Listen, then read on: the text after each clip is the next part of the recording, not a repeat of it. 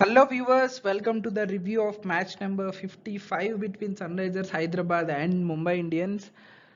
Tournament స్టార్టింగ్లో భారీ స్కోర్లు కొడుతూ వన్ ఆఫ్ ద టైటిల్ ఫేవరెట్స్గా ఉన్న సన్ రైజర్స్ హైదరాబాద్ మనం చూస్తున్నాం. మధ్యలో 2 బ్యాక్ టు బ్యాక్ మ్యాచెస్ ఓడిపోయి పూర్తిగా ట్రాక్ తప్పిపోయారు. అలాంటిది లాస్ట్ మ్యాచ్ మళ్ళీ గెలిచి ట్రాక్లోకి వచ్చేసారు అనుకునే లోపే టేబుల్ టాపర్స్ని ఓడించేసి మళ్ళీ బ్యాడ్ ఫామ్ వచ్చేసింది. ఈరోజు ముంబైతో జరిగిన మ్యాచ్ వాంకడేలో ఎస్ఆర్హెచ్ చాలా అంటే చాలా బ్యాడ్ పర్ఫార్మెన్స్ ఇచ్చి చాలా అంటే చాలా వన్ సైడ్ మ్యాచ్ జరిగింది. చాలా ఈజీగా ఓడిపోయారు. ఛాంపియన్ టీం లాగా అసలు ఆడలేదనే చెప్పాలి ఫస్ట్ నుంచి లాస్ట్ వరకు. సో ఈ మ్యాచ్ స్కోర్ కార్డ్ చూసినట్లయితే ఈరోజు ఫస్ట్ బ్యాటింగ్ చేసిన సన్ రైజర్స్ అయితే పూర్తిగా బ్యాటింగ్ మిడిల్ ఆర్డర్ కొలాప్స్ తోటి 20 ఓవర్స్లోకి జస్ట్ 173 రన్స్ మేనేజ్ చేసింది. 8 వికెట్స్ కోల్పోయి అండ్ దాన్ని చేస్ చేయడానికి ముంబై ఫస్ట్లోనే 3 వికెట్స్ కోల్పోయి ఏమన్నా అద్భుతం జరుగుతుందా లాస్ట్ మ్యాచ్ లాగా వాళ్ళు కేకేఆర్ సేమ్ 170 చేజ్లో ఓడిపోతారు, చేజ్ చేయలేక మేబీ రిపీట్ అవుతుందా అనుకునే లోపే స్కై పూర్తిగా బ్యాక్ టు హిజ్ బెస్ట్ వచ్చేసి పూర్తిగా ఫామ్లోకి వచ్చేసి అద్భుతమైన 100 కొట్టేసి 200 స్ట్రైక్ రేట్ తోటి అండ్ మొత్తానికి చాలా ఈజీగా 17 ఓవర్స్లో గెలిపించేశాడు ముంబై ఇండియన్స్ని. మొత్తానికి ముంబై ఇండియన్స్ అయితే ఎస్ఆర్హెచ్ని 7 వికెట్స్తో అండ్ దెన్ 16 బాల్స్ రిమైనింగ్తో ఓడిచ్చేశారు. And then SKY was on fire. Already మనకు తెలుసు ముంబై ఇండియన్స్ జస్ట్ మ్యాథమెటికల్గా ఉన్నా కానీ కంటెన్షన్లో రియలిస్టిక్గా out of the tournament already మనకు తెలుసు. అండ్ కొంచెం లేట్గా వస్తున్నాయి పర్ఫార్మెన్సెస్. ఇంకా కొంచెం మంచి పర్ఫార్మెన్సెస్ ఇచ్చారు ముంబై ఇండియన్స్ ప్లేయర్స్, ముఖ్యంగా హార్దిక్ పాండ్యా అండ్ పీయూష్ చావ్లా కూడా. బట్ ఆల్రెడీ లేట్ అయిపోయింది. ఇంకా వాళ్ళు ఎంత పర్ఫామ్ చేసినా యూజ్ లేదు, ఎందుకంటే ప్లే ఆఫ్స్లోకి వెళ్ళే ఛాన్స్ అయితే ఖచ్చితంగా లేదు. సో మొత్తానికి ఈ మ్యాచ్ డీటెయిల్ రివ్యూలోకి వెళ్ళిపోదాం.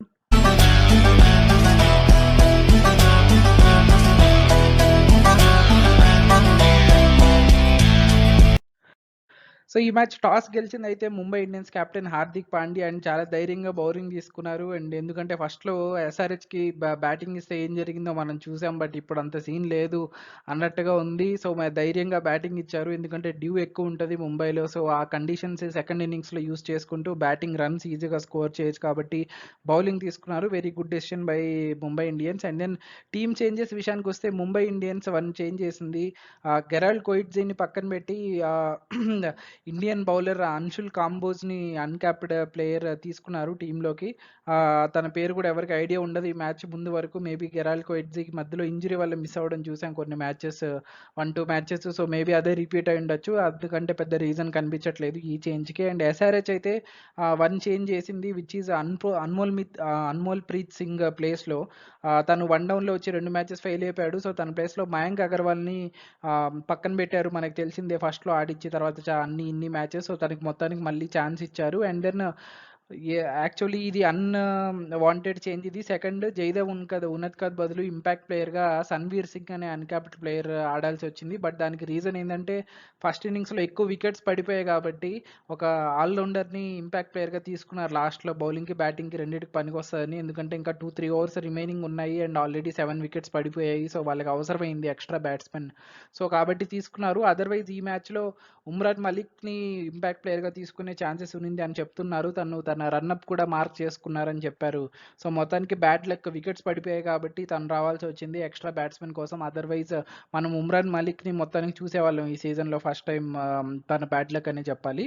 So first innings SRH start చేశారు. అండ్ దెన్ పవర్ ప్లే అయ్యేసరికి స్కోర్ అయితే 56 రన్స్ ఉంది for the loss of 1 wicket. So ఈ దాంట్లో debut bowler Anshul Kamboj Travis హెడ్ని క్లీన్ బౌల్ చేశాడు, బట్ స్టిల్ అది నో బాల్ అయింది. సో దాంతో ట్రావిస్ హెడ్కి అయితే మంచి లక్ వచ్చింది. అండ్ ట్రావిస్ హెడ్ ఎప్పటిలాగే మంచి షాట్స్ ఆడుతూ కొంచెం ఎక్స్ప్లోజివ్ ఇన్నింగ్స్ ఆడాడు పవర్ ప్లేలో అయితే. బట్ ఇక్కడ మెయిన్ సర్ప్రైజింగ్ విషయం ఏంటంటే ఈరోజు జరిగింది Abhishek Sharma slow innings. So తను పవర్ ప్లేలో 6 ఓవర్లో అవుట్ అయిపోయాడు అండ్ మొత్తం 16 బాల్ ఆడి 11 రన్స్ కొట్టాడు. సో మనం తెలుసు ఈ సీజన్లో electric striker of the season అంటే మొత్తం టోర్నమెంట్కి హైయెస్ట్ స్ట్రైక్ రేట్ ఉన్న ప్లేయర్ అభిషేక్ శర్మ. సో తన బ్యాట్ నుంచి ఇలాంటి అన్క్యారెక్టరిస్టిక్గా చాలా స్లో ఇన్నింగ్స్ వచ్చింది. సో మొత్తానికి బాల్ అయితే చాలా స్వింగ్ అయింది స్టార్టింగ్లో. సో ఫాస్ట్ బౌలర్స్కి చాలా హెల్ప్ ఉంది కాబట్టి కొంచెం స్ట్రగుల్ అయ్యాడు సో అభిషేక్ శర్మ. సో కొంచెం తన ఎబిలిటీ మీద డౌట్స్ వచ్చాయి ఈ మ్యాచ్ చూసినట్లయితే. ఇన్ని రోజులు బ్యాటింగ్ పిచ్ మీద అయితే క్లీన్గా స్వింగ్ చేస్తూ బాల్ కొట్టాడు, కానీ మనం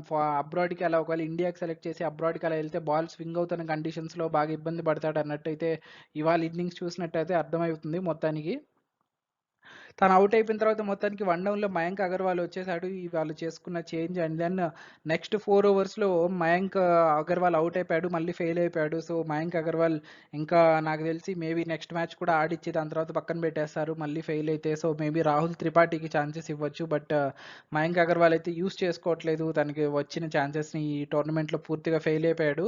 అండ్ దెన్ మధ్యలో హెడ్‌కి ఇంకొక సెకండ్ లైఫ్ కూడా వచ్చింది. సేమ్ అదే బౌలర్ అన్షుల్ కాంబోజ్ బౌలింగ్‌లో ఆ థర్డ్ మ్యాన్‌లో నువాన్ తుషారా క్యాచ్ డ్రాప్ చేస్తాడు. సో, హెడ్ 2 ఛాన్సెస్ వచ్చాయి. అంత డేంజరస్ బ్యాట్స్‌మెన్‌కి 2 ఛాన్సెస్ అనేది చాలా వేరే రోజునైతే పెద్ద ఇంపాక్ట్ పడుండేది టీమ్‌కి. మొత్తానికి 10 ఓవర్స్‌కి అయితే 88 ఉన్నింది స్కోర్. క్రీజ్‌లో అయితే Travis Head and then Nitish Reddy last match మనం చూసాం ఎస్ఆర్‌హెచ్‌కి మంచి స్కోర్ ఇచ్చాడు. సో, తనైతే ఈ మ్యాచ్ వచ్చి స్టార్టింగ్‌లో కూడా మంచి ఫోర్స్ అవి కొడుతూ కొంచెం మంచి ఇంటెంట్‌తో బ్యాటింగ్ చేస్తూ మొత్తానికి 10 ఓవర్స్‌కి 88 for the loss of 2 wickets and పెద్ద స్కోర్‌కి ప్లాట్‌ఫామ్ వేసుకుంటున్నారు అన్నట్టు అనిపించింది. బట్ ఇక్కడే మొత్తం అసలు కథ మొదలైంది. ఎందుకంటే 10-15 ఓవర్స్ మధ్యలో ఎస్ఆర్‌హెచ్ మ్యాచ్ ఓడిపోతుందని అర్థమైపోయింది. ఈ 5 ఓవర్స్‌లో భారీ కొలాప్స్. జస్ట్ 32 రన్లు కొట్టారు. 3 వికెట్లు కోల్పోయారు. సో, దీనికి రీజన్ ఏందంటే పీయూష్ చావ్లా అసలు స్పిన్ మొత్తం పేసర్స్ పిచ్ అది మొత్తం బాల్ స్వింగ్ అవ్వడం గానీ అసలు స్పిన్నర్స్‌కి ఏమాత్రం లేదు దాంట్లో అడ్వాంటేజ్. బట్ చాలా అద్భుతంగా తన ఎక్స్‌పీరియన్స్‌నంతా యూజ్ చేసి ట్రావిస్ హెడ్‌ని, హెన్రీ క్లాసెన్‌ని ఔట్ చేశాడు. వాళ్ళ మెయిన్ బ్యాట్స్‌మెన్‌ని అండ్ మధ్యలో నితీష్ రెడ్డిని, హార్దిక్ పాండ్యా కూడా మంచి స్పెల్ వేశాడు మధ్యలో. నితీష్ రెడ్డి వికెట్‌ని హార్దిక్ పాండ్యా తీసేశాడు. మొత్తానికి మినీ కొలాప్స్ అయిపోయింది. అండ్ దెన్ పీయూష్ చావ్లా మంచి స్పేస్ తోటి, మంచి స్పెల్ తోటి మొత్తానికి 15 ఓవర్స్‌కి 120 రన్స్ వచ్చింది స్కోర్ 5 వికెట్స్‌కి. అండ్ దెన్ డెత్ ఓవర్స్‌లో అగైన్ మళ్ళీ మనం చూసాం మళ్ళీ ఫినిషర్స్ అందరూ ఫెయిల్ అయిపోయారు. సో, మనం చూసాం వీళ్ళందరూ ఒక 3, 4 ఓవర్స్ ముందు ఔట్ అయిపోయినా గానీ ఈ షాబాజ్ అహ్మద్ గానీ, అబ్దుల్ సమద్ గానీ మంచిగా ఫినిష్ చేయడం చూసాం స్టార్టింగ్‌లో ఇన్నింగ్స్‌ని భారీ హిట్టింగ్ చేస్తూ. అండ్ ఈ మ్యాచ్‌లో వాళ్ళకి జాన్సన్ రూపంలో ఎక్స్ట్రా ఆల్రౌండర్ కూడా ఉన్నాడు. తను కూడా బ్యాటింగ్‌కి ఇన్‌ఫాక్ట్ తను 4థ్ డౌన్ వికెట్‌కే పంపించారు బ్యాటింగ్‌కి. బట్ అందరూ ఫెయిల్ అయిపోయారు.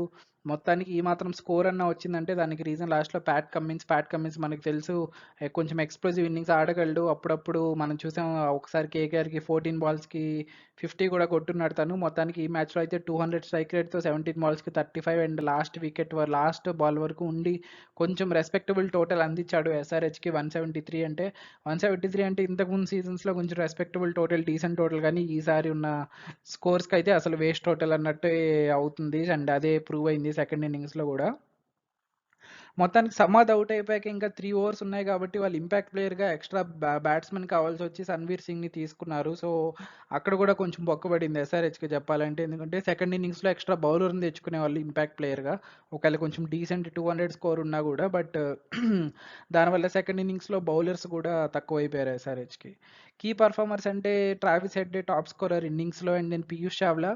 Notable mention is Hardik Pandya కూడా 4 ఓవర్స్‌కి 31 రన్స్ ఇచ్చి 3 వికెట్స్ చాలా decent good spell.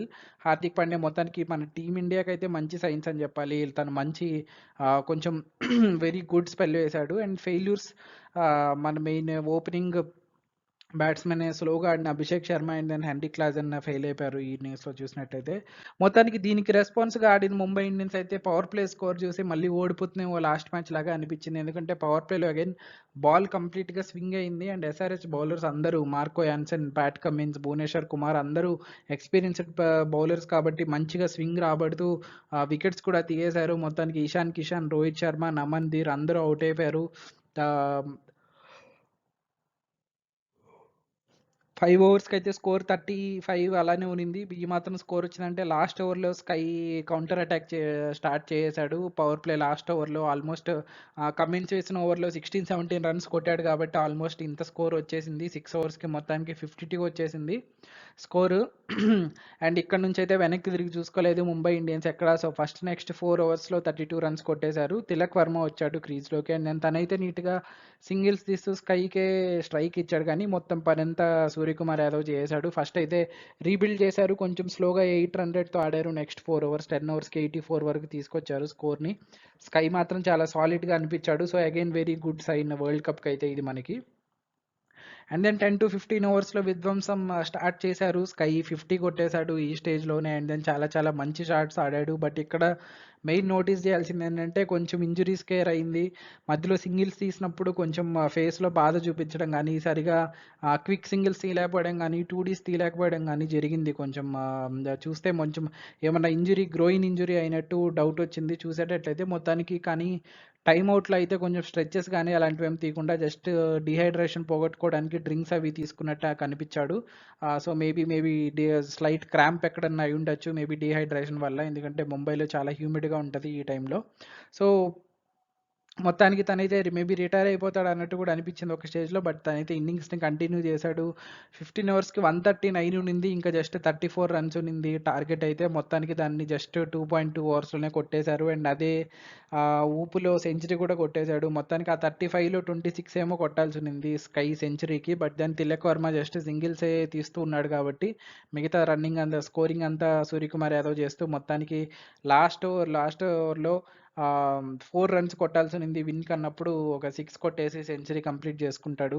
Sorry, 4 runs సెంచరీకి కావాలి. 6 రన్స్ విన్‌కి అన్నప్పుడు 6 కొట్టేసి సెంచరీ కంప్లీట్ చేసుకున్నాడు. 51 బాల్స్‌లో again 200 strike rate, again trade mark SKY shots అన్నీ ఉన్నాయి. So, very very good thing. ఇదే ఫామ్‌ని కంటిన్యూ చేస్తే వరల్డ్ కప్‌కి ఇంకా జస్ట్ 3 మ్యాచెసే ఆడతారు వాళ్ళు ఐపీఎల్‌లో. సో, ఆ ఫామ్‌ని గనక కంటిన్యూ చేసి ఈ 2, 3 మ్యాచెస్ అండ్ దెన్ వరల్డ్ కప్‌లోకి తీసుకెళ్తే very very good thing for Indian team అనే చెప్పాలి. కీ పర్ఫార్మర్స్ అన్డౌటెడ్లీ వీళ్ళిద్దరే పార్ట్నర్షిప్పే కాబట్టి main Suryakumar Yadav and Tilak Varma. And then failures are both the opening partnership.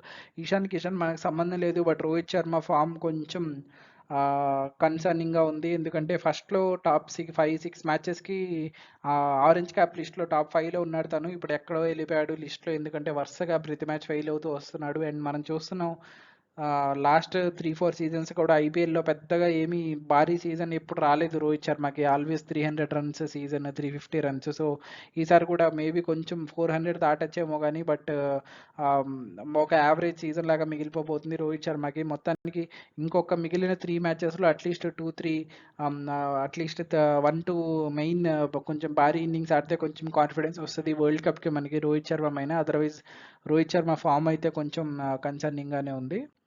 And అది మొత్తానికి. సో, డిసైడింగ్ మూమెంట్స్ చూడాలంటే ఈ మ్యాచ్లో మొత్తానికి ఫస్ట్ ఇన్నింగ్స్లో అయితే ఇక్కడ నేను చెప్పినట్టు మినీ కొలాప్స్ అయిపోయారు. 10 ఓవర్స్కి 90 రన్స్ దాకా ఉంది స్కోర్, 3 వికెట్స్, మంచి ఫినిషర్స్ ఉన్నారు. సో, ఈజీగా 190, 200 వస్తుంది అనుకునే లోపే వీళ్ళందరూ అవుట్ అయిపోయి వితిన్ 10 బాల్స్లో 3 వికెట్స్ పడిపోయాయి. Head, Nitish Reddy and Henry Klaasen. మనం చూస్తున్నాం వీళ్ళే మెయిన్ బ్యాట్స్మెన్ ఈ సీజన్లో ఎస్ఆర్హెచ్కి along with Abhishek Sharma. So, ఈ మినీ కొలాప్స్ అయితే కొంచెం ఓటమికి రీజన్ అయింది ఎస్ఆర్హెచ్‌కే. అండ్ దెన్ లాస్ట్‌లో ఈ మాత్రం స్కోర్ వచ్చిందంటే Pat Cummins finishing. So, maybe KKR last match మనం చూసాం 170 డిఫెండ్ చేశారు. సో, మేబీ ఎస్ఆర్హెచ్ కూడా డిఫెండ్ చేసుకోవచ్చేమో అన్నట్టు అనిపించింది. అంత స్కోర్ అయితే తీసుకొని వచ్చారు. బట్ అదే కంటిన్యూ చేస్తూ వీళ్ళు అగైన్ పవర్ ప్లేలో 3 వికెట్లు కోల్పోయారు. సో, అదే ఇంకొక ప్రెషర్ కంటిన్యూ చేస్తూ అలాగే బిల్డప్ చేస్తూ ఇంకొక రెగ్యులర్గా వికెట్స్ తీసుంటే maybe SRH last match KKR లాగా అద్భుతం సృష్టించేదేమో. బట్ అదైతే జరగలేదు మొత్తానికి. ఎందుకంటే స్కై కౌంటర్ అటాక్ 6th ఓవర్లోనే స్టార్ట్ చేశాడు పవర్ ప్లేలో. ఆ టైంలో అయితే కొంచెం షాకింగ్గానే అనిపించింది. ఎందుకంటే ఆల్రెడీ 3 వికెట్స్ లూజ్ అయిపోయి ఉన్నాయి. సో, స్లోగా ఆడతారేమో అనుకున్నాం కానీ వెంటనే కౌంటర్ అటాక్ అంటే very very good counter attacking innings from Suryakumar Yadav.